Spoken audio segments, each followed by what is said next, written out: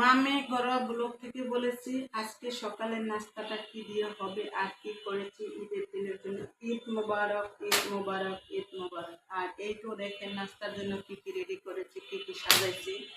তাই আমরা যেহেতু মানুষ কম, আর আজকে বড় ঈদে দেখা গেছে কোরবানি ঈদে ঈদের দিন মেহমান খুব কম আসে, তাই ঈদের পর দিন আসে, তাই সেজন্য আর তখন টাটকা টাটকা এক একটা জিনিস রেডি করে খাওয়াবো। আর যেহেতু আমরা মা মেয়ে তিনজন আজকে, তাই সেজন্য দেখা গেছে অল্প করে সব কিছু করে নিলাম।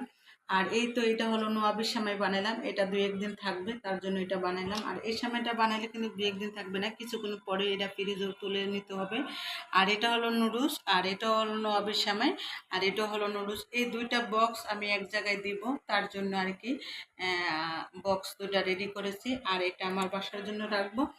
আর আর এটা এটা হলো যে দুধ দিয়ে ভিজেছি, এই সেমাইটা কিভাবে দুধ দিয়ে ভিজেছি আমি আপনাদের সাথে শেয়ার করব। এটা গুঁড়া দুধ দিয়ে ভিজেছি, গুঁড়া দুধটা কিভাবে মিক্স করেছি সেটা দেখাবো। আর এই যে দেখেন কত সুন্দর, মাশাআল্লাহ, আলহামদুলিল্লাহ, আল্লাহর কাছে লাখো শুকরিয়া আদায় করি নিয়ামতকে। তাই যাই হোক, এটা অনেক মজা, অনেক টেস্ট। এই সেমাইটা আমি অনেক পছন্দ করি। আর এই যে দেখেন যে আমি বক্সে কিনে নিই, কেন নেই জানেন? বক্সে নেওয়ার কারণটা হলো এই বক্স ফ্রিজে রাখা যায়, কারণ হচ্ছে ফ্রিজে রাখলে দুই একদিন রেখে খাওয়া যাবে, আর যদি এইভাবে রাখলে তো থাকবে না, দেখা গেছে এই গরমে, তাই সেজন্য আমি এইভাবে বক্সে করি। আর এটা আমি কারে দিব সেটা আমি বলবো না। যাই হোক, এটা থাক, এই পর্যন্ত স্কিপ করা, মানে এটা বলবো না। আর এটা আমার বাসার জন্য, আমরা নুডলসটা খেয়ে নিছিলাম।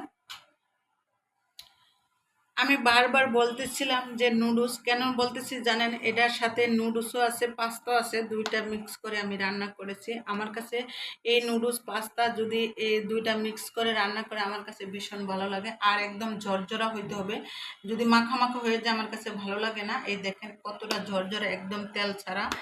আর আমার নুডলসে তেমন একটা, নুডলস রান্না করি বা পাস্তা রান্না করি অতটা তেল হয় না, আমি তেল কম দিই, কম দেওয়ার চেষ্টা করি, তারপর একটু বেশি হয়ে যায়। তারপরে এই যে দেখুন কত সুন্দর ঝরঝরা, যে পাস্তা নুডলসটা।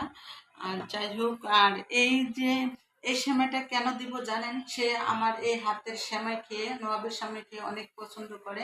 আমি চেষ্টা করি প্রত্যেক বছর এরকম করে, তার জন্য আমি পাঠিয়ে দেওয়ানের। আর সেই পাস্তাটাও আমার হাতের রান্নাটা অনেক পছন্দ করে, তার জন্য আমি পাস্তাটা বক্স করছি, যে বক্সের মধ্যে নিছি। আর এই তো মানে সব মিলে একত্রে কেমন লাগলো।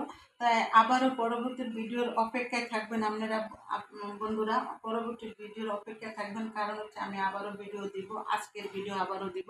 আর এটা হলো সকালেরটা, দুপুরেরটা দিব। তাই আজকের মতো বিদায় নিলাম, সবাই ভালো থাকবেন, সুস্থ থাকবেন, আল্লাহ হাফেজ, আসসালামু আলাইকুম।